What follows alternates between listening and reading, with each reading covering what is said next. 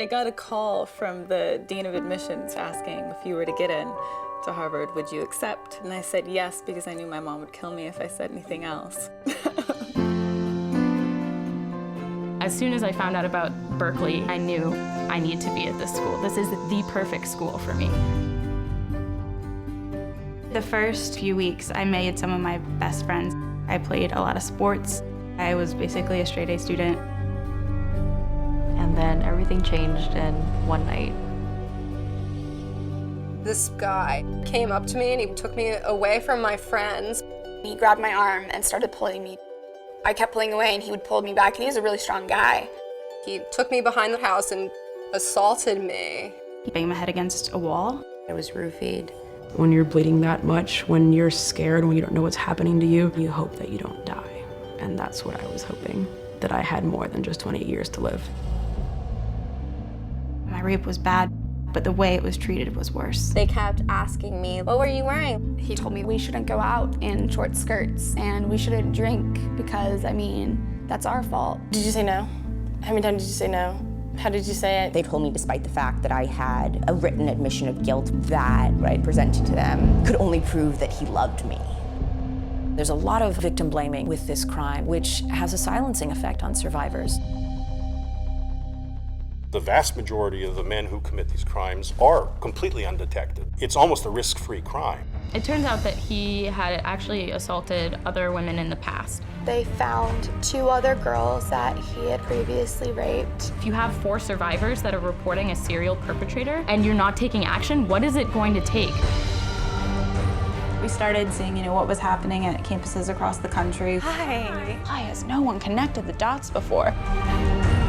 These students went from sexual assault victims to survivors and now activists. My name is Carolyn Luby. My name is Alexa Schwartz. My name is Ari Mostov. This is a national problem. We are fed up!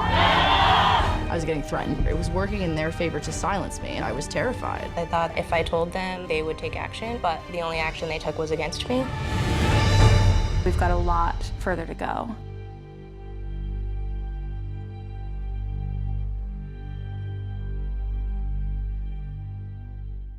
Which has provided some of the input for what the university is doing on this very serious problem. And the second clip is the response to this problem. We've known for probably 25 years now that the problem of sexual assault on college campuses is enormous. I think a lot of parents think, well, we'll drop our daughter off, she'll have a great college experience, and everything will be fine because the college has a reputation for being a safe place. It's not.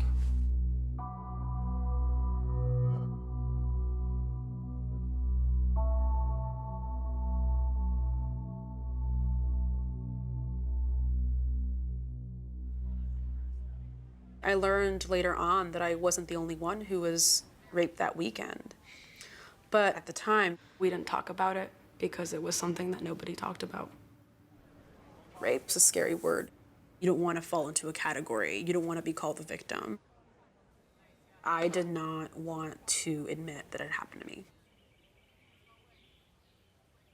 So I told this administrator I was violently raped, and we're sitting down at this point, and she looks at me and she's like, "Rape is like a football game, Annie. And if you look back on the game, what would you do differently in that situation?" I was expecting resources, I was expecting support, and instead she gives me this metaphor that rape is football, and it made no sense. And I asked her, no, rape is not like football at all. And she's like, well, were you drunk, and what would you have done differently if you could replay the situation again? And I was just getting blamed and blamed and blamed for this. They kept asking me, what were you wearing? What were you drinking? How much did you have to drink? Did you pregame? He kind of just lectured us about how we shouldn't go out in short skirts and we shouldn't drink because, that's our fault. Did you say no? How many times did you say no? How did you say it? Okay, what were you wearing? There was no response. There was no response for 7 months. I thought that if I told them, they would take action, but the only action they took was against me. After I was sexually assaulted, they said I should just drop out until everything blows over.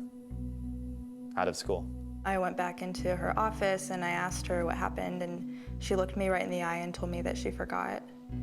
The school's response always seemed like they were more concerned about him and his needs. She said, you don't know what he's going through right now, neither do I. He could be really having a hard time. They also told me, despite the fact that I had a written admission of guilt from him, that I didn't have enough evidence and that, in fact, what I had presented to them could only prove that he loved me. There's a lot of victim blaming with this crime, which has a silencing effect on survivors.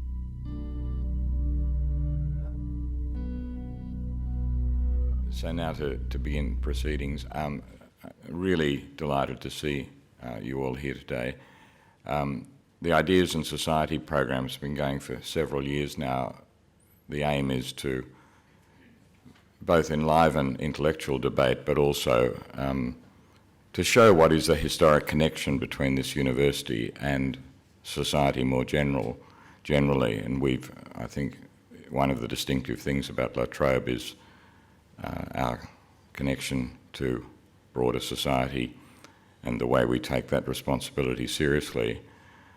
I'm absolutely delighted with the speakers we have today, and they'll be introduced by our Vice-Chancellor. I also would like to take the opportunity that I have now to publicly thank the Vice-Chancellor who's chairing today for the extraordinary support he's given to the program. There are now two very important programs showing our connection to the society more generally.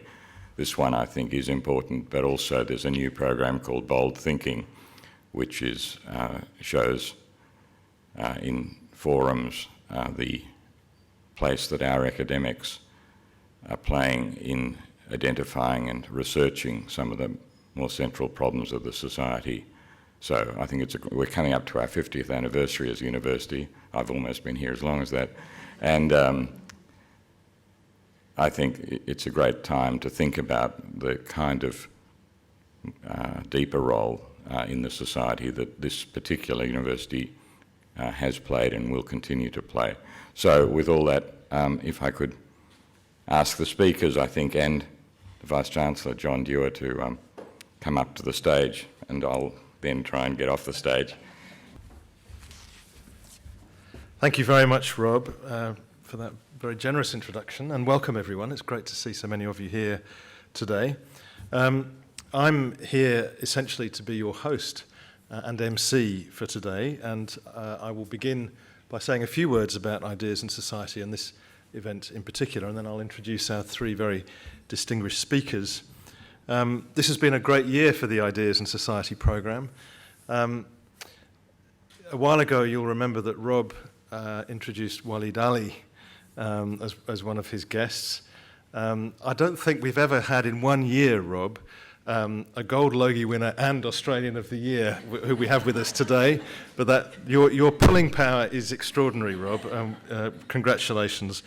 But we've already hosted two very thoughtful discussions, one on writing on the dark aspects of human nature and the other on climate change after the 2015 Paris Climate Summit, both of which were fascinating in very different ways. And then we had a session in the Bold Thinking series that Rob referred to, which was the Walid Ali event. Now, our topic today is Australia's hunting grounds, power, privilege, and preventing violence. And I think this is a very timely discussion to have. Issues of violence in our community have received a fair amount of publicity recently for various different reasons. I think it's true to say that Australian society is only just beginning to come to grips with the fact that a woman dies at the hands of a current or former partner almost once a week, and that one woman in 3 has experienced physical violence and 1 woman in 5 has experienced sexual violence in some form. Those statistics are starting to filter out into the public domain and starting to trigger a response on the part of our political and policy leaders. The Hunting Ground, of which you've seen a short extract in the trailer, has also done a lot, I think, to shine a light on sexual violence on university campuses, and obviously that brings it much closer to home for La Trobe and other universities, and we may hear more later on about what we're planning to do about all of that. And then last month, and this really brings it right home, one of La Trobe's second-year health science students, Patrick Cronin, lost his life to the senseless violence of a so-called coward's punch. I don't think it's an exaggeration to say that in the light of all of those statistics that violence is becoming an epidemic. But while the statistics are, are indeed shocking, and those of you who've seen the full movie, The Hunting Ground, will know, what makes these revelations, what these revelations show us is the scale of the change we now need to make. And I think starting at La Trobe, we have an opportunity to make a very, very positive difference. At the beginning of the year, La Trobe established something called Project Unified to ensure that our campuses are safe and respectful places for everyone on them. The project team, most of whom I think are here today, are developing education support and violence prevention initiatives as part of the positive changes that are needed to ensure that our campuses are safe for everyone. And Australian universities as a group have come together under our peak body, Universities Australia, to work on a national project to address sexual assault on university campuses called Respect Always Now. I think university communities have a particular responsibility to tackle this issue because of our ability to educate and to influence public opinion. Which brings me to today's panel, and once again, Rob has done a fantastic job of assembling our speakers today. And what I'm going to do is to introduce our first speaker, and I'll let him speak, and then I'll introduce the second speaker, let her speak, and then the third speaker, and then I'll orchestrate the Q&A session at the end.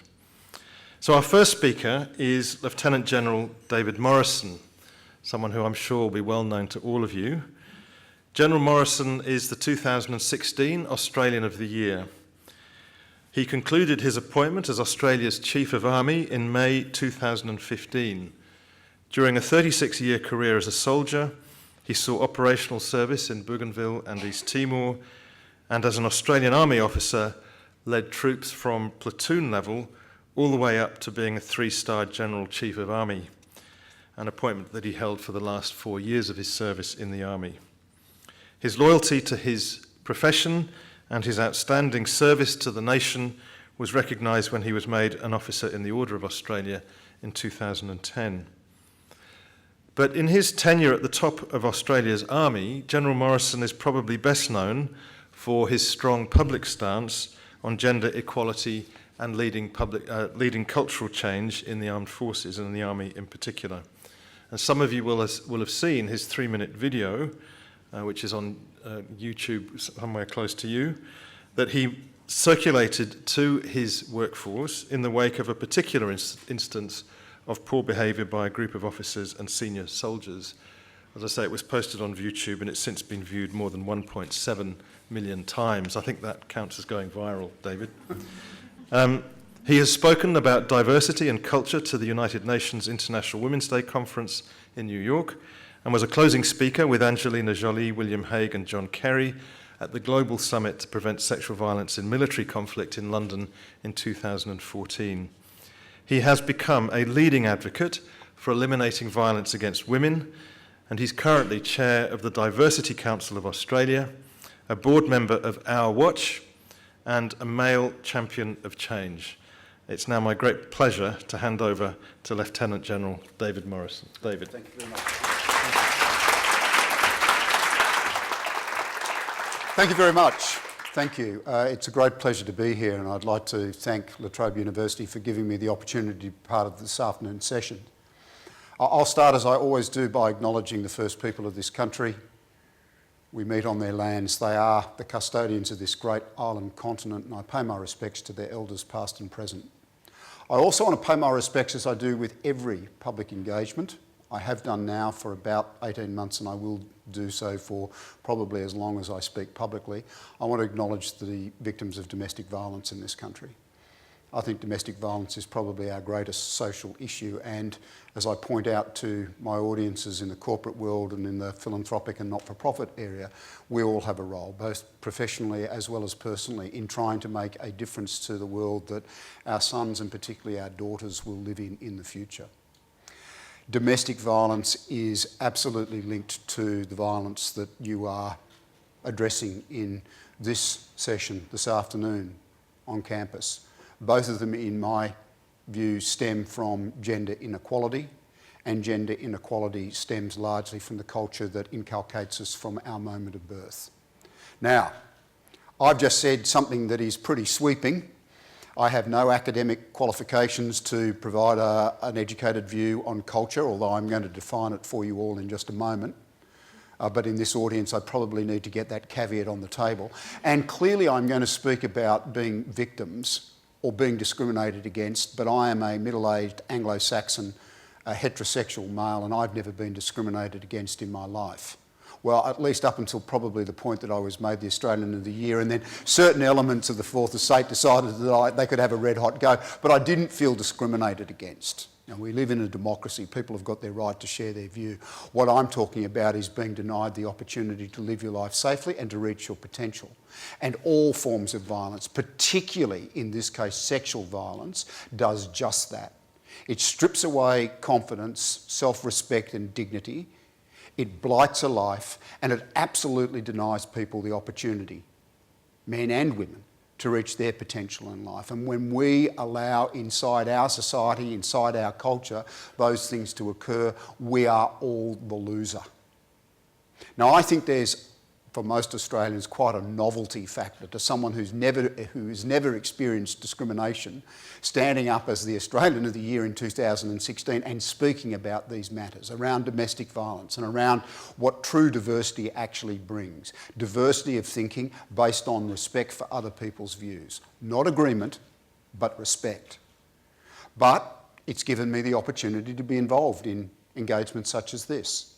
I spoke at the University Australia's convention in Canberra a couple of months ago and said to a number of vice-chancellors and leaders of our universities around Australia that I would be really delighted if I was given the opportunity to come and do what I'm doing here at La Trobe. Because I think that if you can consider universities as the absolute generators of future leadership in Australia, and you have academic bodies and administrative staff in contemporary Australia's universities now turning their attention to the issues raised by the hunting ground and our own Indigenous studies into these areas, then that is an absolutely positive sign for the future, but it doesn't solve our contemporary issues. Now, I have come a long way since I started my tenure as your Chief of Army in 2011. And I do want to go back to that moment because I want to demonstrate just how far you can change. I then want to, in this august audience, define culture for you, which may put the anthropological department out of business, I don't know. And then I want to make some practical, and I guess probably general-like, observations about what a university campus could perhaps do. And I've got 15 minutes left, and I'm not going to go over time. So coming into the job as the Chief of Army in June of 2011, I was of the view that the incident that had occurred at our university, the Australian Defence Force Academy, in February of 2011, which has gone into the Australian lexicon under the unfortunate title of the ADFA Skype scandal, was much more about the individuals concerned than it was about the national institution of the Australian Army. Let me just explain what happened and then slightly expand on that view to make the point that I want to make. A group of young men, first-year students in their very first month at ADFA, conspired to, so that one of their number convinced an unwitting female victim to engage in a consensual sex act with him, and unknown to her, that act was recorded by a hidden camera, streamed over Skype to men in the other room. Now, my view coming into the job was, I think, probably that of the majority of the Army, but I'll go further than that, probably the majority of Australians, and not just men. That their actions was much more reflective of them, their upbringing, their family, their friends at school, than anything that it said about an institution that was well over 100 years old. And whatever your view about military service is, and it probably in this audience differs quite dramatically from mine, the Army is a great national institution. It has within its brand names like Gallipoli and Kokoda. And its brand is rooted in the 102,000 names that sit on the Roll of Honour at our War Memorial, men and women who put service before self in our name and never came back to Australia. I am now of the view, however, that what I believed in 2011 was wrong, and I have moved 180 degrees. I now am absolutely certain that those young men were drawn to the Army's culture, were drawn to a very distorted and quite erroneous view of a male-dominated hierarchical organisation where, in their own skewed view of reality, their actions would be somehow tacitly condoned. They weren't. They were all discharged eventually from the Army, but the matter was not well handled. I talk about culture, so let me define it for you, and for the anthropologists in the audience, I apologise. Culture is largely the stories we tell ourselves about ourselves. We are surrounded by those stories from the moment of our birth. They shape our lives, they shape the teams that we may play sport within, they shape our professions, they shape our academic institutions.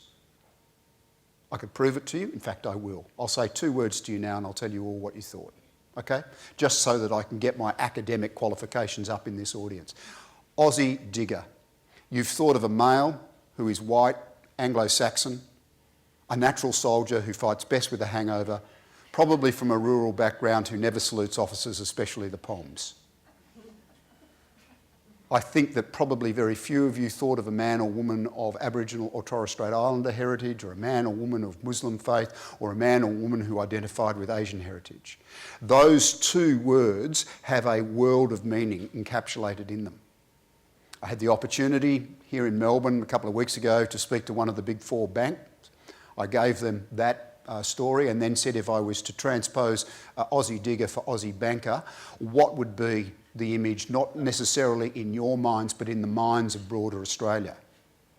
Words have power, culture have power, they shape our lives. And so when you are trying to make changes, you need to recognise both the strengths and the weaknesses of culture.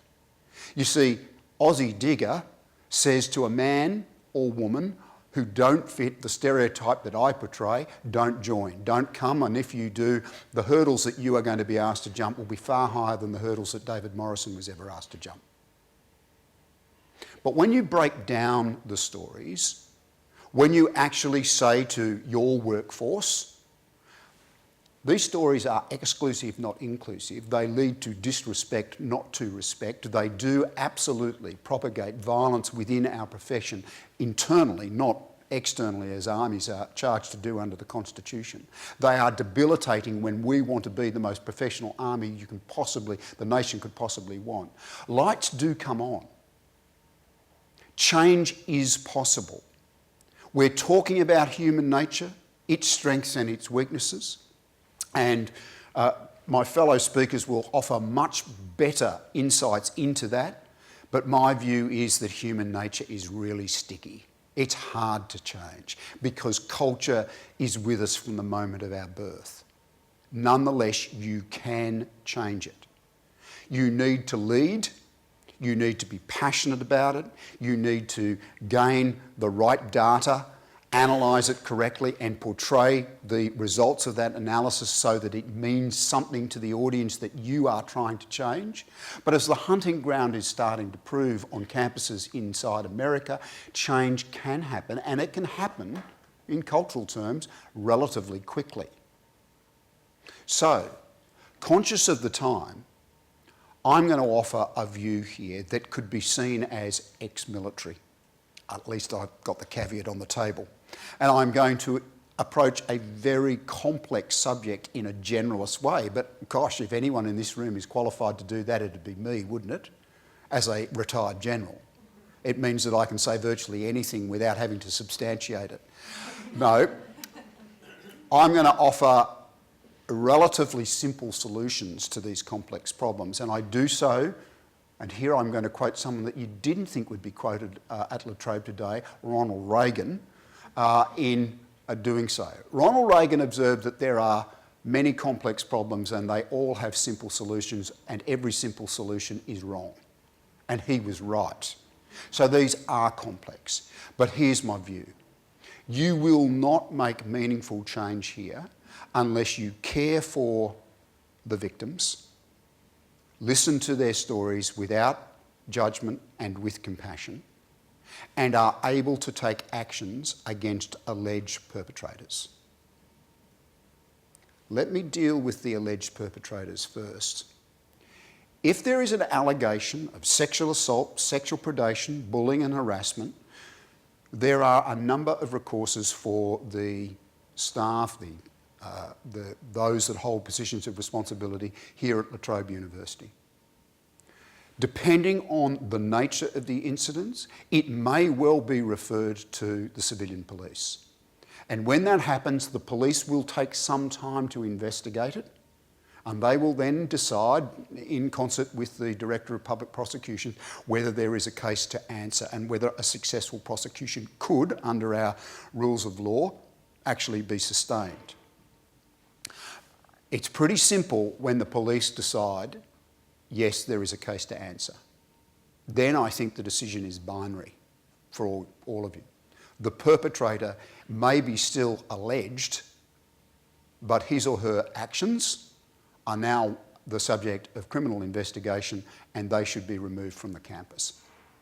Absolutely, they should be removed. It is, in my view, unconscionable that a perpetrator, even yet proven, would share the campus with an alleged victim.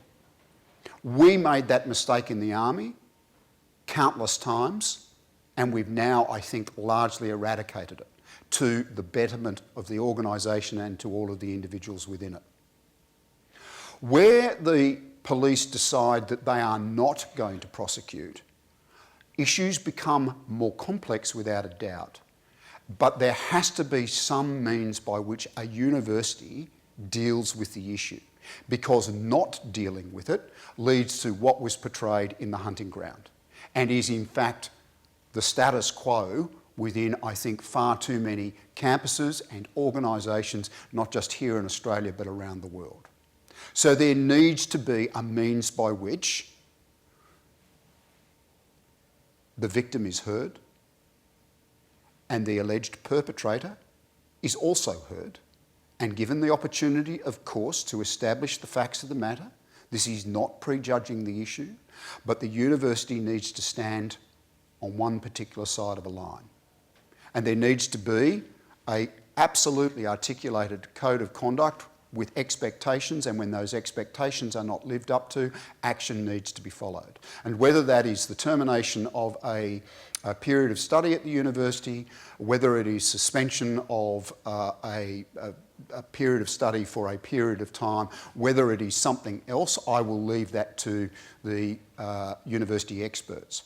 But you must demonstrate intent. That's really my message. You won't find it in any leadership manual or book that festoons the shelves of newsagents, libraries or booksellers, but there is a psychology to a public hanging. Yes, you heard me say that. Human nature is such that we are absolutely riveted by the consequences of actions. And for too long, in my view, in Australia, whether it's in the military or in the banking sector or the mining sector or the public service or the world of academia, consequences happen but with no subsequent actions. And that needs to change. I said it was a simplistic approach, But really, you only have to do this and maintain or keep the faith for it to have dramatic impacts on the university. I know because this is the stance we took inside the army. We tried to lower the flash to bang time. We tried to absolutely give the opportunities for victims to be listened to give their account of what had happened, and for actions to take place. And yes, of course it is untidy. It's always going to have its own issues. But once you are manifestly and publicly committed to this course of action, it does change culture, and it does change, to a degree, human nature. I'm fond of quoting Machiavelli. I'm going to do so again today because I think that Machiavelli, for all the bad press he might get outside of the study of political philosophy, actually cuts to the chase in a way that very few writers do. He observed in Renaissance Italy that there's no more delicate a matter to take in hand nor more doubtful in its success than to set up as a leader of change, for he who innovates will have for his enemies all those who are well off under the existing order of things. Let me tell you, those who are well off under the existing order of things in this country share my sex or gender, they share my racial heritage, they are given the chance time and again, like I was, to live a privileged life, to fail safely and to move on to the next hurdle, which will always be lower in height than the woman who is running next to me. If that sounds like a sweeping generalisation, well, I'm going to stand by it, and on it I'm going to conclude. Thank you very much. Thank you, David. Well done.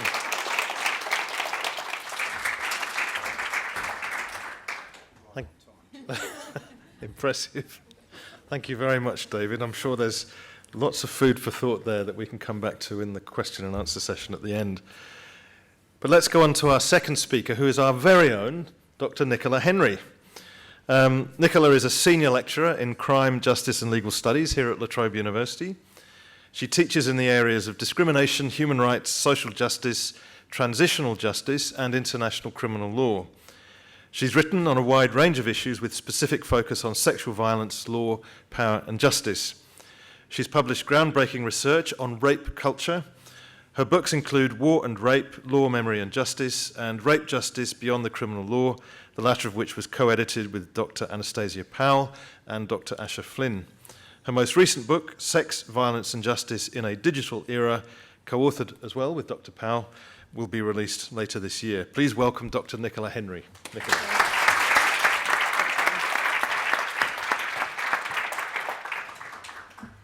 Well, it's a very hard act to follow the Australian of the Year, so forgive me. I'd like to start by thanking Professor Robert Mann, Professor John Dewar, and also Corinne Manning for inviting me today. And I'd like to also thank all of you for coming. I've got lots of my students here, my undergrad students I can see down the back, and postgrad students, and I've got a lot of colleagues here as well, and there's a number of you that I don't recognise, but thank you so much for coming today. So I wanted to start my presentation with a well-known case. In 2012 in Steubenville, Ohio, an unconscious 16-year-old girl was raped by two high school football players. The rapes were recorded on digital devices by onlookers who then distributed the images via mobile phones and via websites such as Facebook, YouTube and Instagram. The notorious photos of the unconscious victim, otherwise known as Jane Doe, depicted her being carried by her around by her wrists and her legs, with her head dangling on the ground. Jane Doe was ridiculed and blamed for the rapes, even though she was completely unconscious. She became known in some circles as Steubenville's train whore. The two accused, on the other hand, were presented in the media as two promising high school football players. They received widespread sympathy from the media and from their communities, who were concerned about what the case would do to their careers. This example is not specifically about sexual assault on campus, but it does point to the types of sexual violence that we're seeing in our schools, in our universities, and in our communities, and the problems surrounding the institutional responses to them. This example also points to the troubling trend in the use of digital technologies as a further form of control, power, and harassment over and above the sexual assault. The case also points to problems of victim blaming, perpetrator exoneration, and overall the dismal failure of the criminal justice system and other institutional responses to respond adequately to rape and sexual assault in our community. Some have further argued that the example, and many more other examples that I could use, point to a problem of a rape culture within our community. The Hunting Ground documentary is a shocking affirmation of all of these problems and highlights the extent to which universities will go to protect their reputation and their brand. Recently here in Australia, we've had a fair bit of media attention to a range of cases, including a sexual assault at the University of Sydney at a college party that was covered up and poorly dealt with by the university. There have been a number of other sexual assault incidences, I believe, at the same university, where a man has plied first-year students with alcohol at college parties and then somehow got them back to his house and raped them. We've got the examples of chanting of misogynist songs on university campuses very recently. Back in 2009, a pro-rape Facebook page that was set up. Also, Melbourne University recently has been in the news for a Facebook page that rated the attractiveness of university students and also hosted nude and sexually explicit images of women without their consent.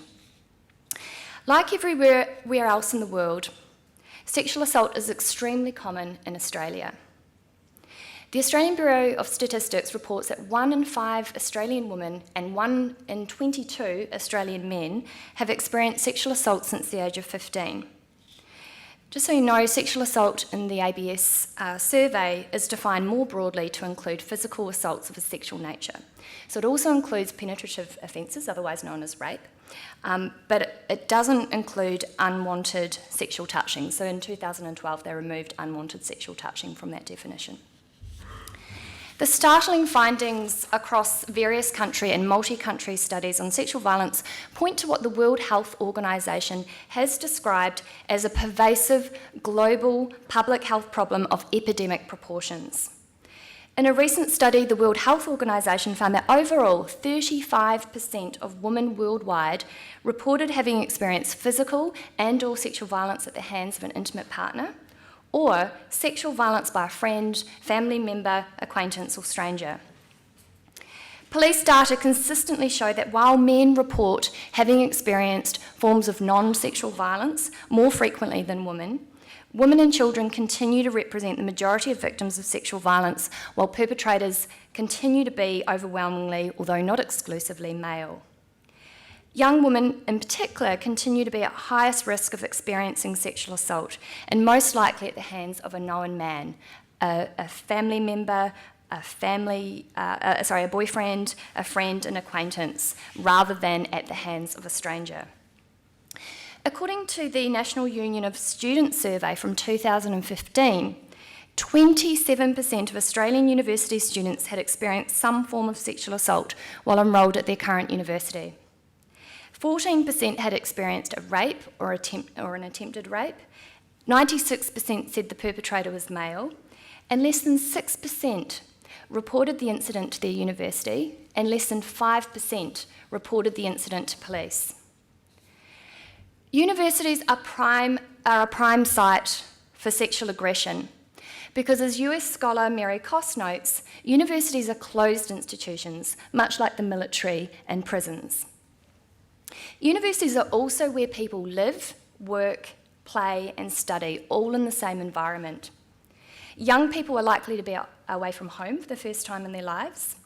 A toxic drinking culture combined with the normalisation of problematic attitudes, beliefs and behaviours in relation to gender, violence and sexuality also mean that it is perhaps not surprising that there are high rates of sexual aggression and sexual victimisation among our student cohorts. Part of the reason why sexual violence is so prevalent and widespread, both globally and locally, has to do with the way in which the crime is treated in our society. For instance, a perpetrator need not fear going to court since it's unlikely that they'll end up in the criminal justice system if they know the victim, or if the rape can somehow be made to look like sex. In Australia, like most other common law jurisdictions, reporting, arrest, prosecution and conviction rates for rape are incredibly low. For example, people who are sexually assaulted are the least of all victims to report the crime to police. Approximately 85% of victims do not report sexual violence due to fear, shame and concern about how they'll be treated in the criminal justice system and how they'll be viewed in the community more generally. Of the 15% that do actually report to police, only between 15 and 20% actually result in arrests and a charges being laid. A lack of evidence often leads the prosecutors and the police to drop the charges against the accused, and this is known as attrition, the gradual whittling away of cases so that only very few cases actually proceed to trial. The perpetrator is also less likely to plead guilty than any other defendant in the criminal justice system and is 3 times more likely to receive an acquittal than any other defendant. The conviction rate is much higher, which might come as no surprise to all of you here, the conviction rate is much higher if the case involves threat, force or injury, particularly if a weapon is used. But the problem is not simply within our criminal justice system. In fact, the operation of the criminal justice system is heavily influenced by powerful societal ideas, beliefs and assumptions about gender, violence and sexuality. And these discourses play an incredibly powerful role in how judges, police, jurors, lawyers and others, including the victims themselves, respond to rape. One of the greatest barriers to reporting rape or sexual assault is the stigma that is attached to being a victim of rape and the absence of a safe space, both publicly and privately, in which victims can disclose their experiences. And this is, of course, completely unfair and needs to change.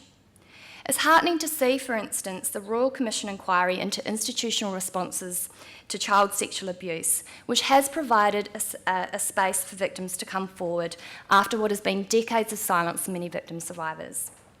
On average, and this is really interesting, on average the Royal Commission is hearing from 37 people a week seeking a private session with the Commissioner to share their experiences in a private, safe setting. So we have to be able to talk about sexual assault within our community, and we have to allow victims to come forward, either publicly or privately, and to tell their stories and to receive the support they might need. Equally, though, we have to respect that some victims might not want to come forward and might prefer to be silent about their experiences. But we do nonetheless need to create a space where they can be heard and respected and supported.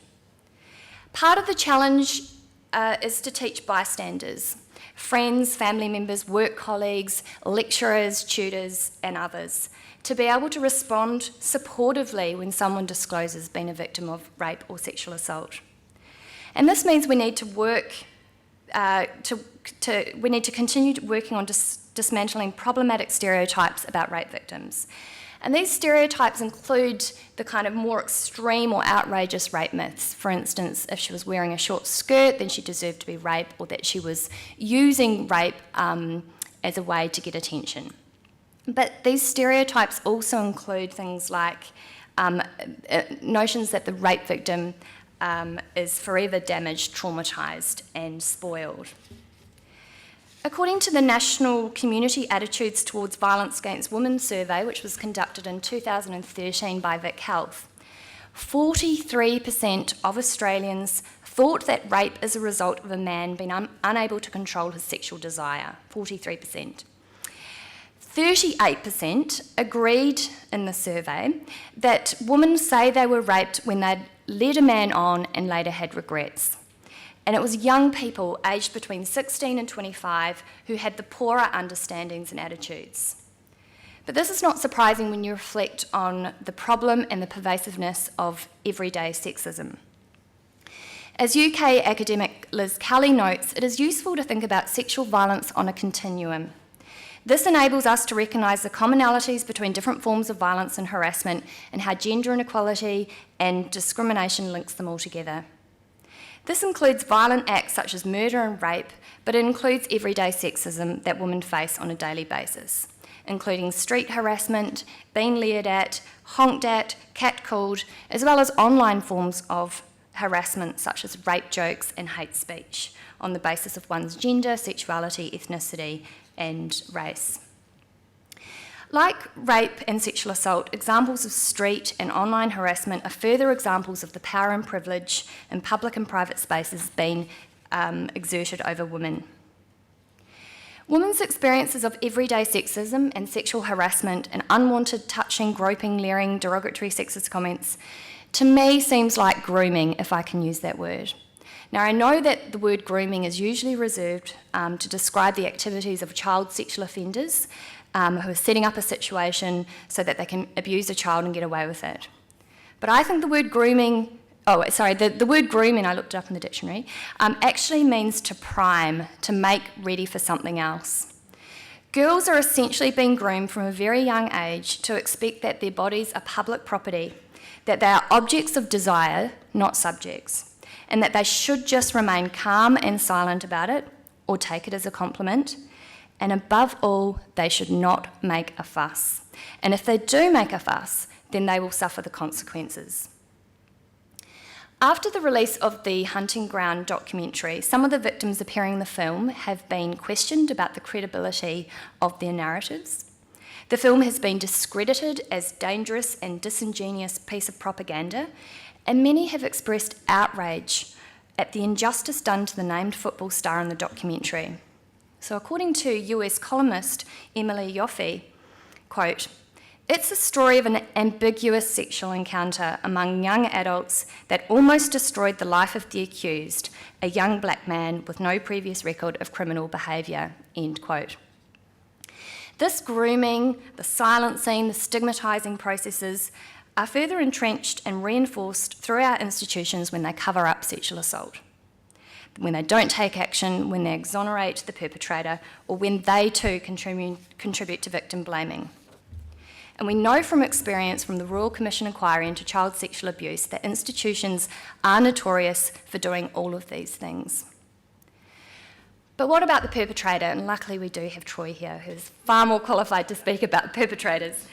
But I'm going to say a couple of things about perpetrators. I think this is a good chance to say that most men do not abuse women, and most men are respectful of women, but there are a good number who are not. As most perpetrators of rape never go to trial, we actually know very little about the undetected perpetrator of sexual assault, and we need to place more attention to them. The problem, of course, is that as they go undetected because the reporting, the arrest, prosecution and conviction rates within the criminal justice system are incredibly low, they therefore remain somewhat invisible and on the periphery. Therefore, what psychologists and others know about rape and sexual offending, and I'm happy for Troy to contradict me here later, what we know about sexual offenders is based on the detected perpetrators within the criminal justice system, who are often the stranger rapist, the child sexual offenders, not the majority of sexual offenders who are known to the victims. When we focus our attention on perpetrators, it's important to address some of the key causes or underlying factors of sexual violence. So on the one hand, we have individual factors that might lead to sexual aggression, such as mental health and personality problems, drug and alcohol abuse, adverse childhood experiences, biology, genetics, educational levels, stress, and so on. But there is no one cause, and many of these things, such as excessive alcohol consumption, are merely risk factors, not actually causes. On the other hand, it makes no sense at all to me to look at individual factors in isolation, and as such we must carefully examine the social and cultural context or background in which we live. Masculine entitlement, a hierarchy of gender, gendered expectations and stigma and shame around sexuality are a huge part of the problem of sexual violence. Girls and women are taught that ideal femininity means being sexually attractive, passive and submissive, but also sexually respectable. Boys and men are taught that ideal masculinity means to be sexually promiscuous, tough, strong, aggressive, and in control. Most at risk include boys growing up in dysfunctional households where a gender hierarchy has been reinforced. Combined with excessive alcohol consumption, plus peer pressure for sexual promiscuity and proving one's masculinity, plus a constant reinforcement of popular culture that the bodies of women are there for consumption and a means ends for sexual desire. These things increase the likelihood that these men and boys will become sexually aggressive or predatory. So the greatest challenge is how to tailor primary prevention programs. Primary prevention means to prevent something before it even occurs in the first place. So how do we come up with primary prevention programs to target and reach these boys and men and their peers who provide support to them? In other words, how do we address problematic norms and beliefs within a particular subculture where such views have been formed, supported, reinforced, encouraged, and normalised? So what needs to be done to address the problem of sexual assault in our schools, universities, and in our communities? Responses must include civil and criminal remedies, but also we need to think about a variety of educational programs and campaigns, including law enforcement training, mandatory respectful relationships and safer schools education in schools and universities, public awareness campaigns, greater support and advice to victims, and more in-depth and collaborative discussion among multiple stakeholders within our community. As educational centres, universities are well placed to address the problem of sexual violence as it occurs both within campus but also outside of campus. There must be measures that provide 4 key things. One is awareness, the second is support, awareness, support, education and remedies. So in conclusion, sexual assault is a problem at our universities, not simply because some university students are perpetrators, but also because young women in particular are more likely to be victims of rape during their university days. And because our universities, like other institutions and sectors of our community, have not been addressing this issue properly. But the problem is much broader. Our society as a whole has never dealt with this issue very well. A first step is to understand what the harms are. The harms of rape and sexual assault, of course, include the original violation of a stranger or a person known to you violating your trust, your personal dignity, and your sexual freedom. But the harms go far beyond the original act.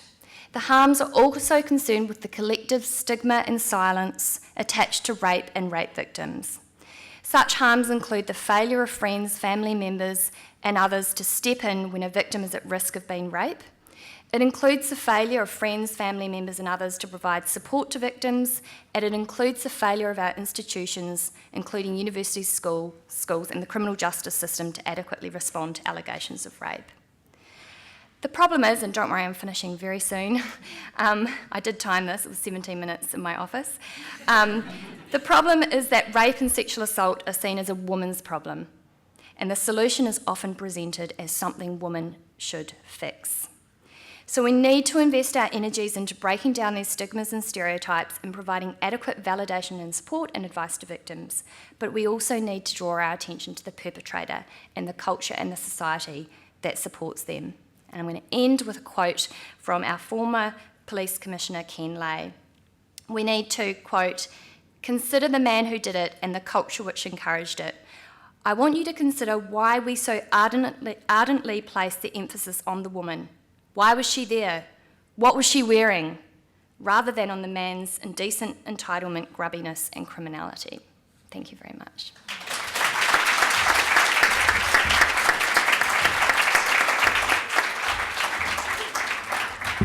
Thank you very much, Nicola.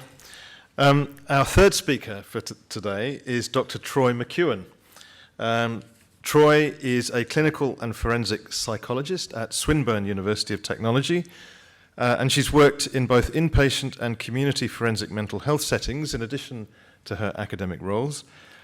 Her research interests include stalking, deliberate fire setting, and improving the assessment, treatment and management of individuals engaging in these and other problem behaviours. She's published studies on the psychological characteristics of stalkers, stalkers' intelligence, attachment styles, and the role of mental illness in stalking behaviour. Please welcome Dr. Troy McEwan. Troy.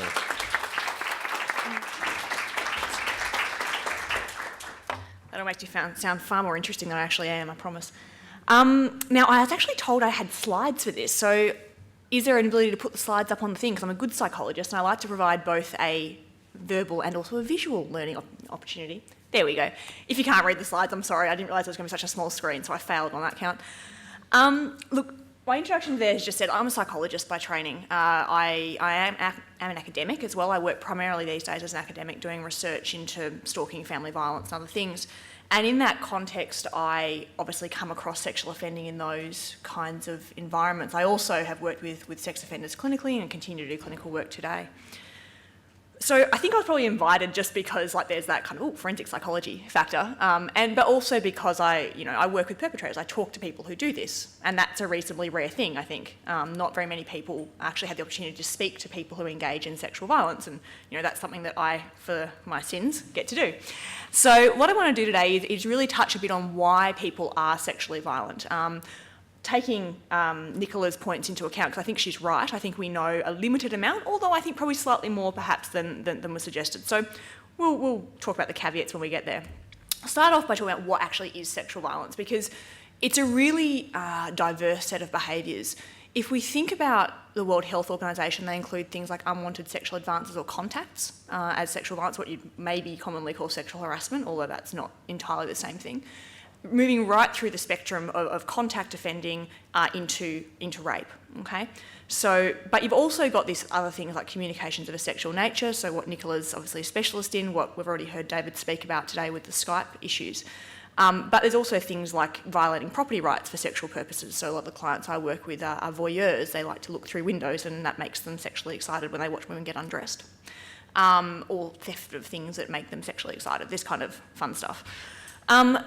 The key element to all of this, and the key thing that makes it obviously wrong, is that it's non-consensual. So I think everyone in the room can agree, non-consensual means it is coercive. You talk the person into it, you do it against their wishes, or it can be more forcefully coercive. It's physically aggressive, intimidating, threatening, or like. Or you're not able to consent because you're, a child and you can't comprehend the nature and consequences of the act, or because you've got some other reason for that, such an intellectual disability or intoxication or whatever.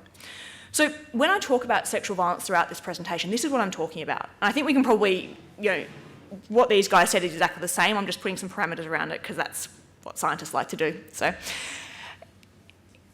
I want to pick up on some of the things that have already been said, because one of the best ways of thinking, one of the most helpful ways of thinking about causes of various human behaviours is to think at this multiple level kind of in this way. Nicola's really talked there about the ideas of culture. David's obviously also given us a lovely definition of culture, and community, and how those things can play out. As a psychologist, I tend to focus much more on the individual and the interpersonal. So the person and the context in which they do things, and how their relationships with other people might influence that. That's the nature of my discipline. We think about people and we look at what's going on in their head. That said, obviously, as Nicola really nicely, I think, summarised, what's going on in the culture and the society absolutely filters down into the individual. And so what I want to talk about over the next 10 minutes or so is how does that look when you're talking to someone who's actually doing this? How does that look? How does that come out? We can hear, everyone's, I'm sure, seen things like The Hunting Ground, read stories, read articles about how these attitudes or hostility towards women or whatever, what the problems are. But how does that actually work for a person who's doing it? How does that work in their own head? Because I'm sure most of us in the room here could never think, how do we get from being in a culture and being in a society to someone doing this? Because of course we all live in the same culture. We all live in arguably similar kinds of societies in Australia with various subcultures, but most of us don't do this. So what is it for the people who do it? And to me, that's a really interesting question. Most of my work life is spent thinking about that. It's fun. All right, so it might sound a little bit trite, and this is very much a simple kind of way of putting it, but you get a behaviour like sexual violence, but really like any kind of offending behaviour, when you take a motivated person who's got sufficient things going on in their life at that time that come out of their background and their history and their learning, and you put them in a situation where they perceive that they have the opportunity to get something good out of it. I mean, fundamentally, that's where any kind of behaviour comes from. It's a very simple model. Obviously, there's lots of complex stuff that goes on in there, but it's the easiest way, and this is the way I actually talk about it with clients. When I talk to clients about why did this happen when it did, we talk about what part of it was you and what part of it was you in your situation. Yeah? So what I want to do is make a little bit of a false dichotomy when I talk about this, because I think it's really important to think about the full range of sexual violence. Nicola gave that really lovely quote about the spectrum of sexual violence from, you know, kind of street harassment through to rape. And I think it's really important when we think about people who are perpetrating sexual violence to think about what kind of violence they're perpetrating, because different kinds of violence come with different causes. Yeah? The cause of someone who, a violent stranger rape, you know, to take the very stereotypical kind of thought about sexual violence, a violent stranger rape, the causes of that are likely very, very different to the causes of an unwanted kiss at a party. Both of those are sexual violence, okay? But they're very different in their scope, they're very different in their potential consequences, and they're very different in the causes for the person who does it. That's not to say the person who does one can't do the other, of course, but we do have to think about them a little bit more in a bit more nuanced way.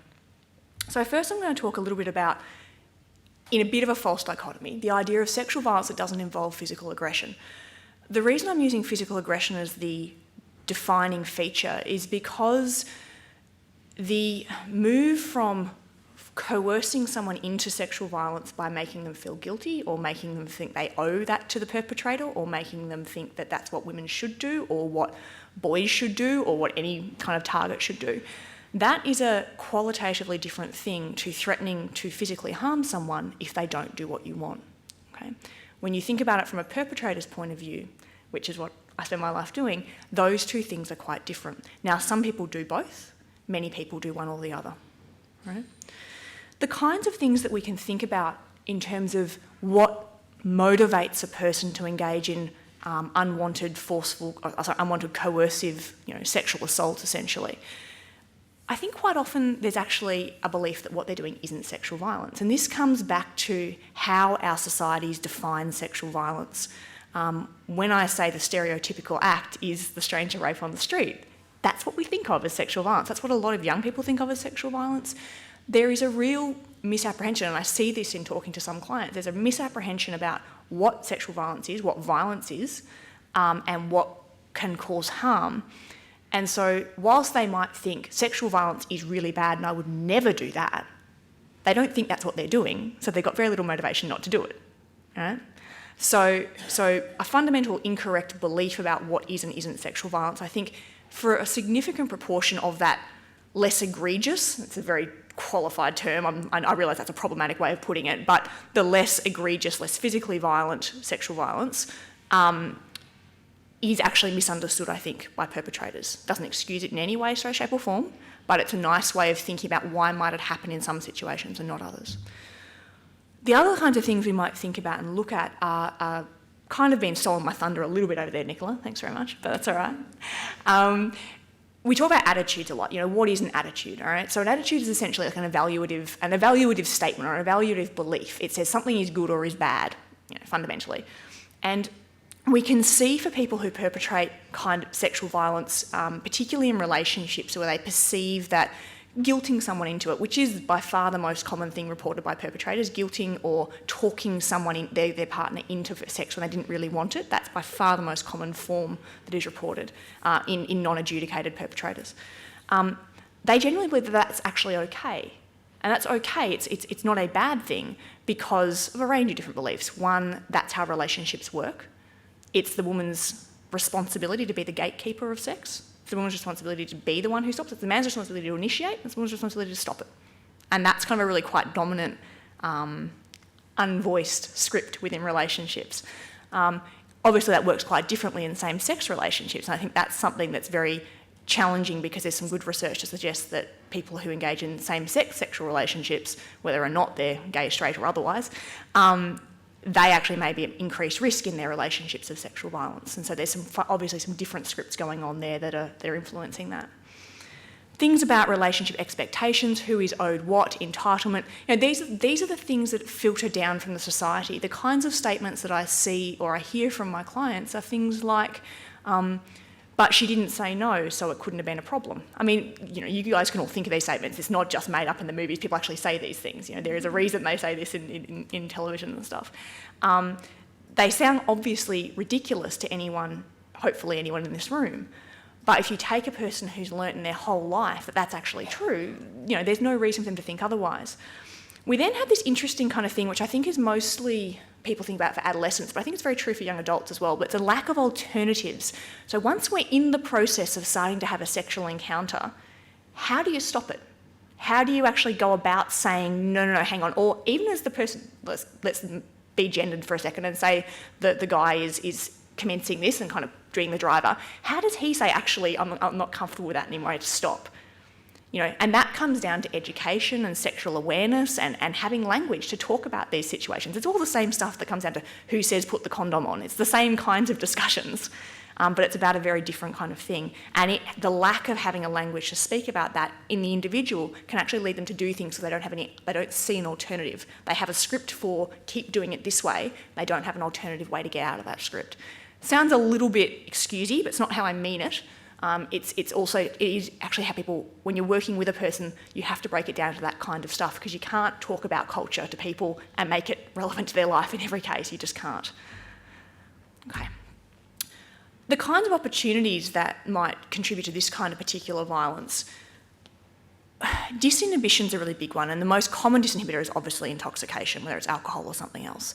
The thing I want to emphasise is yes, disinhibition of victims does make them vulnerable. That is a reality. It does make you vulnerable. I'm not blaming victims for being drunk. I'm saying it makes people vulnerable. But equally, disinhibition of the perpetrator makes them vulnerable to doing it because they're not thinking through consequences. They're not thinking through what happens next. They're thinking about right now and thinking about what's going to feel good now.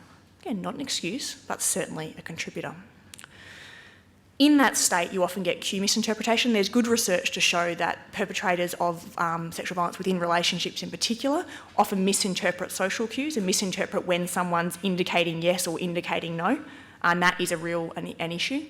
Previous sexual interaction between the perpetrator and victim can set up a situation where you have someone who believes that one consent applies to the next four times. Sorry, doesn't. Fundamental misapprehension. But also this idea that in our relationship, that's how sex always works. And so, it's that behavioural script idea.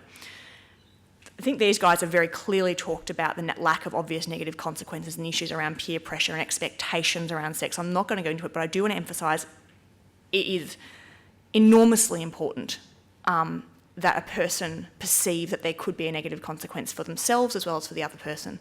And at the moment, I absolutely agree with these guys that the lack of both discussion but obvious shaming is a really important thing. It's not going to stop it happening. I'm not going to pretend that. I don't think there's any group in this country who are shamed and denigrated more than child sexual offenders, yet child sexual offending still occurs. Okay? Just because we're publicly against it doesn't mean it's not going to happen. But it's an important part of reducing the frequency with which it does happen.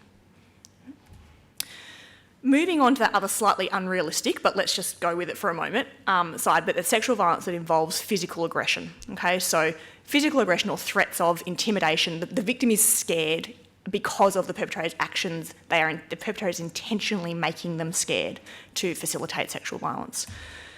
This is a slightly different group. This is the group that's much more likely to be involved in criminal justice settings because of what Nicola said. They're more likely to get charged if they've used physical force or threat. This group is generally much more antisocial. We know this from family violence studies. The majority of sexual violence does occur within family relationships, within intimate partner relationships in particular. And we know from looking at people who perpetrate family violence that those who are more antisocial, who are more aggressive outside the relationship, are more likely to be physically aggressive or sexually aggressive within the relationship. There is a link between the two things. Okay, so someone who has general attitudes supportive of aggression those attitudes will generalise across into sex and into the use of sex for violent ends. Right? There's also all those very sexual violence specific beliefs. So Nicola touched on some of these. So the kinds of things we're looking at here around gender, with hypermasculinity, everyone's heard of that. You can think of hypermasculinity, think of this sounds really terrible, but here we go. The character in Jerry Maguire, do you remember Jerry Maguire, 1990s film, the football character and the football team in that environment? It's this enormously masculine environment, and there's this moment in that film where the TV reporter comes into the change rooms afterwards to do an interview, and she's doing an interview with a guy who's naked from the waist down. The TV camera's on his waist up, and he just doesn't have anything on from the waist down. That is the definition of a hypermasculine environment. Right? It's so masculine that the fact that a woman's in there, there's just not even a thought to the fact that you might need to cover that up because someone's in here who's not usually used to seeing you naked. That's actually, because that is actually exposure. That's exhibitionism right there. Right? That's actually illegal. Right, so hypermasculine environments are a real problem, but more than that, we've got people's stress internally about whether they're measuring up to that environment. So gender role stress. Am I being the kind of guy that I should be, which is the culture coming down to the individual again, right? So what do I have to do to prove I'm the kind of person that I should, the kind of man particularly?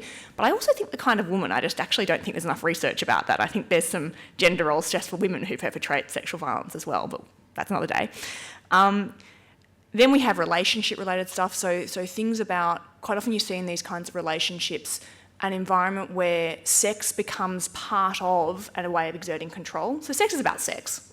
Yeah, it is about sex, but it's also about exerting control and maintaining control over the other partner's behaviour. I think most people are hopefully aware of the literature around that and what that's like. But sex becomes very much a way of, in this kind of sex that involves physical force, a way of controlling what your partner does and when they're going to leave you and when they're going to fight with you and all that kind of thing. That comes with high emotional arousal and anger. High levels of hostility in general are massively associated with sexual violence that occurs in the context of fights within relationships. I want to touch on sexual deviance really quickly. How much time have I got? About 4 minutes. Okay, I'll touch on sexual deviance very quickly because I think there's a misconception that sexual deviance and sexual violence are inherently related, and they're not. Obviously there's a correlation. So sexual deviance is just a stable pattern of non-normative sexual arousal.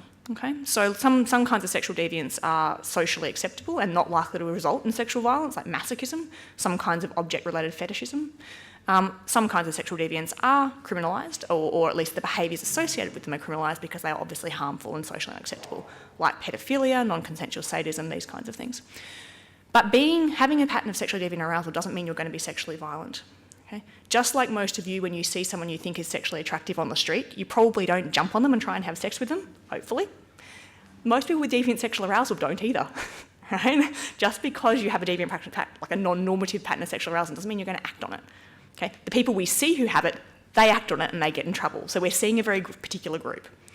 Equally, you can be sexually violent without having deviant sexual arousal. Okay, that's absolutely common. In fact, for example, in child sexual abuse, the majority of men who have sex with children do not have preferential pedophilia. Less than 10% of men would meet diagnostic criteria for preferential pedophilia. Okay? Sexual deviance and sexual behaviour, sexual violence, are not one and the same thing. That said, there is a small group of men, and it is predominantly men, who clearly have deviant patterns of arousal, and their sexual violence is an effort to fulfil that sexual desire. Okay? When that's present, that's very concerning, and it's a risk factor for further offending. But it is the minority of these cases. Let's not walk out of this room thinking that everyone who perpetrates this has a deviant pattern of sexual arousal, because that's not what's going on. Okay? The kinds of contexts that this kind of violence arises in, I've already mentioned relationship conflict, biggest thing. It's most often happening in intimate relationships and most often happening in the context of other violence. Okay.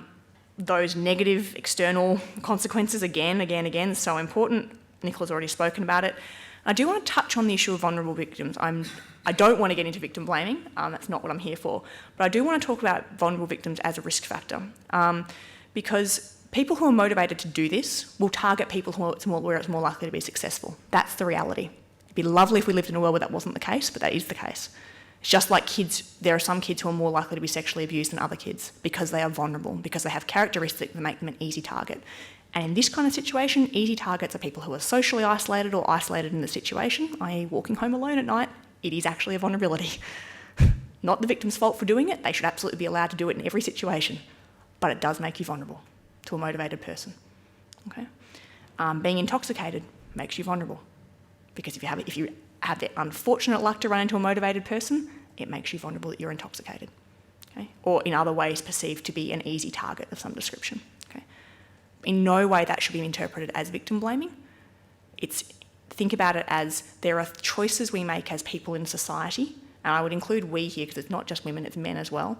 Men can make choices that make them vulnerable to assault. They're just less likely to get sexually assaulted. Men who make the choice to walk down King Street with a group of their friends on Saturday night while they're all highly drunk and kind of get into a bit of it at the traffic lights, they are making choices that make them vulnerable. Right? Not blaming them for doing it, they should be allowed to do it, but it makes them vulnerable to motivated people. Okay, I'm going to finish up by going, we got all this stuff about individuals and what goes on in their own heads. Okay, it's fine. How's that going to help us? I think just like we think about these kind of different kinds of sexual violence slightly differently with the kind of causes, we have to think about the kinds of interventions a little bit differently too, because the reality is that the kinds of primary prevention that Nicola talks about are going to stop a particular kind of sexual violence, and that's the high prevalence kind. Okay? It's the kind of sexual violence that can be stopped by convincing people that sexual violence is wrong and all these things come under the banner of sexual violence, so you shouldn't do them. Okay? That's what primary prevention can do. Unfortunately, there's a political problem here because to do that really effectively, you've got to target kids because the most common age for being a perpetrator or a victim of sexual violence is 14. All right? Most sexual violence occurs towards young people and it's committed by young people. That's the reality. So to do this effectively, we have to be targeting kids. And I don't know about you, but I'd love to go to the government right now and say, let's put an education thing about sex into our primary schools. That hasn't caused any problems recently, has it? Right? So there's some issues, right? It also obviously needs to be linked in with the kind of respectful relationship thing that Nicola was talking about because it's so much a part of family violence and partner violence. It's absolutely integrally tied to it. Last slide, don't worry. The other kind, if we move to the kind of more physically aggressive kinds of sexual violence, which are thankfully lower prevalence, they genuinely are lower prevalence than the other kind. You need to add in some stuff to the primary prevention. You have to add in general violence prevention. People are violent because they support the use of violence, not in this situation or that situation. They are supportive of violence. There is good evidence of this, that violent people think violence is okay across situations. So it's not just about education and knowledge about sexual violence, it's education and knowledge about violence, whether that's sexual or family or by a man or by a woman or whoever. Violence, and we have ways of saying violence is not okay and this is how you should handle it in a different way without being violent. Then there's other kinds of prevention for people who are at risk. So selective prevention is like where you target people who have risk factors. So for example here at adolescents boys who are abused, who are sexually abused between the ages of 10 and 13, there's got great research in Victoria here that shows that's the group that's more likely to commit sexual offences as adults. Okay, it's a very particular age that's associated with later sexual offending. That group should be getting education around healthy sex when they are victimised. Identify them as a victim and then give them, oh crap, they might be perpetrators. You don't word it like that because, But that's the kind of targeting we need to do, right? Similarly, things like adults with intellectual disability who are much more likely to both perpetrate and be victimised. Programs for them. Because if you're implementing those programs, you will reduce the overall rate because these are the people who do it. It's terrible, sounds terribly labelling, and the vast majority of people with intellectual disability never sexually offend, but they are still an at-risk group. And then we've got identified prevention for those who we know are sex offenders, for that little tiny group that would get through to the criminal justice system. We know they've done things and there is evidence-based treatment. It does work. There is good evidence to show that sex offender treatment is effective when it's delivered in appropriate ways, and it does exist in Victoria. And for those people, it does need to be there. I'm going to finish by touching very briefly on preventative detention, because sometimes people think we just lock them all up. Yeah, right. Preventative detention probably is necessary for a very, very small and very unique group of people, all right? And it needs to be done in very careful ways for very specific reasons. If you're interested in this kind of issue, the Harper Review, which came out a month or so ago, is a very good discussion of when preventative detention might be appropriate and the kinds of conditions that it might be appropriate under. It's certainly not the option that we should be using in all cases. And at that note, I'll finish. Thanks. Thank you. Thank you very much, Troy. And yes, what could be the problem with taking sex education programs into schools? Who would have thought? Thank you very much, all three of you. Fascinating presentations. We have a small period of time for questions, and I'd invite you to think of questions while I ask David a question, because I was thinking when you were talking about the drawing a clear line as soon as a perpetrator's, the allegations against a perpetrator being taken seriously, to some extent that goes against traditional understandings we have in institutions about innocence until proven guilty. I'm just curious to know how you managed to achieve what was presumably a change in the army to the way in which you dealt procedurally with these cases, so that you were able to exclude alleged perpetrators before they were sort of proven perpetrators. Not for one moment would I argue that we should just completely throw the presumption of innocence, out of the equation. And clearly, we've got to have that. But I think for a very long time, centuries, millennia perhaps, we've tolerated levels of aberrant behaviour that don't fit within well-established societal mores, centred around respect for other people. And you can make dramatic corrections if you are prepared to find ways in which victims are listened to and supported and not judged. And both Nicola and Troy have spoken about that, as well as having the means by which an alleged perpetrator can be removed from the alleged victim's orbit, so that that individual is not continuing to feel threatened.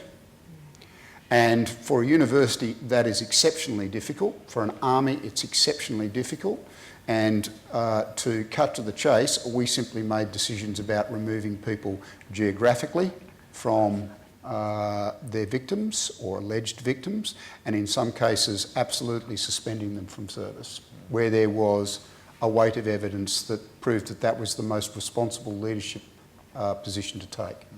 But of course, every case should be judged on its merits, and what I've just said does fly in the face of a number of long-standing conventions. But let's face it, we haven't really created Camelot. Thank you, David. And it seemed to link well to what Nicola and Troy were saying about the presence or absence of negative consequences and the difficulties of process. So, questions, please. David, your role is so vast and so varied, but what would you consider is the most important or most pressing issue for Australia and Australians today? Look, I don't think that I'm qualified to give an answer other than to say that from my experience, domestic violence and what the consequences of domestic violence, which spill out into violence in so many areas, interpersonal violence, violence in particular areas such as a campus or, a nightclub district or whatever. I think that probably is the one that we should be addressing most particularly. But as I said right at the start of my address, from my understanding of this very complex issue, it sits not exclusively but largely in the way our culture and our society absolutely favours one gender over another. And there is an enormous amount of gender inequality that for a middle-aged Anglo-Saxon white guy like me, when you start to see it, you just can't unsee it. It's everywhere. It's everywhere. It's every time you open a computer, to every time you look at a billboard, to every time you hear people talking about issues in a social gathering. It's everywhere, and we should be doing something about it, trying to create a world that's safer, as I say, for our sons, but particularly our daughters. Question here. I'm just very interested in the panel's view on an aspect of sexual violence that has come to the fore more frequently as we've talked about it, which I wasn't really aware of, and that is situations where the perpetrators actually drug their victims, which seems to me to be the ultimate abuse, the ultimate violence, and it's a really kind of distressing and disturbing psychology to me that perpetrators would do that, and I'm just interested in the panel's comments and responses to that, because I think that's something that we're hearing more and more of. Troy, that might be on the perpetrator end of things. Sure. Okay, so I think if you think about perpetrators, I can't tell you what the stats are on it. I have no idea whether it is more common than it used to be. My guess is given drugs are more, like drugs that can make them unconscious are more easily available through the internet. My guess is more people have used them, but that's my guess. So I don't know if it's more common. That said, people who choose to do that are obviously making a choice to engage in rape, essentially, in the easiest way they possibly can. The easiest way, of course, you can engage in rape is if the person isn't able to fight back or protest. And so, as a practitioner, if a client came to that kind of offence, I would be very much thinking about what is it about this person's attitudes and beliefs and the way they view themselves and their target, whether that's the specific victim or a broader range of victims, that allows them to think that that's justified or okay in a particular situation. Of course, they actually don't think it's okay. They do realise it's not the right thing to do. They just think they're more important than the right thing to do, right? It's not, they fundamentally don't understand that it's wrong. They get that it's wrong. They just don't care in that kind of situation because they're making a very obvious choice to do something. So therefore, there's a very clear message to anyone looking at them. They're making a choice to do it despite the fact it's wrong. They are in their sexual gratification and their enjoyment of them and their mates or whoever else is involved is more important than the effect on the person and the fact that it's wrong. I mean, it sounds simple, but at some level, it is simple. Now, the reasons that they're making that choice, the reasons they think that are the complicated bit, yeah? But that would be my, going into that kind of interview with someone who's done that, that would be walking in how I would approach it, and I'd be trying to work out what got them to the point to allow them to think that that was something that they were entitled to do. Can I just add to that as well? The other scenario, which is the kind of less extreme form of that, is a person plying another person with a lot of alcohol, so that they'll essentially get them into the same state. Yeah. I think we've got time for one more. Hi, my question's for Troy. Thank you for your paper, that was wonderful, very informative. You talked about risk factors for adult women. Mm-hmm. I'm wondering what the risk factors are for kids. I mean, after your paper, I want to go and get my kids from childcare and I can never let them leave the house again. No. So the kind of thing that I was referring to is that there's good research showing that young children who are victims of physical abuse in their own home are more likely to be sexually abused by someone outside their own home. It's because there's not supervision. Kids who, whilst I don't want to encourage people to be helicopter parents, if there is a significant lack of supervision of children, they are more vulnerable. And usually if the family life is really terrible and the kids spend lots of time outside, out in the street, if they're there all the time, people who are motivated will see that. If you live in areas where people who are poor and take lots of drugs and aren't very adaptive, which sounds terrible, but the reality is that lots of sex offenders are poor and take lots of drugs and aren't very adaptive in their lives, and so they live in those areas too. Just by chance, you're going to have more of them around you. Sounds terrible, but it's true. So there's kind of vulnerabilities to kids in terms of, it's not about the kid, it's about the environment they're in and what they're looking for. They're looking for adults to support them because their parents don't, and so they're more likely to make friends with people who seem friendly. That's the grooming stuff, and it works the same way for adult victims and child victims.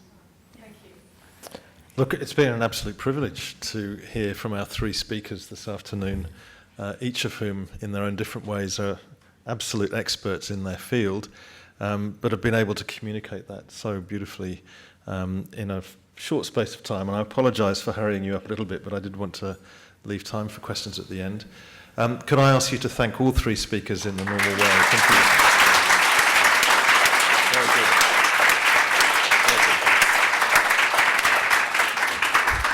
In closing, I'd invite Professor Robert Mann back onto the stage just to say... Okay, do it from there, Rob. I just want to do such a rich discussion that I feel, and some of you might feel you'd like to go over it again, just to say that we always put these discussions on the website at La Trobe, but also the monthly magazine will have a film of it, so I'll certainly look at that, and some of you might like to. Second thing I want to say is today's event is because of the fundamental work of Dr. Corinne Manning, and I thank her very much. It wouldn't, the choice of speakers.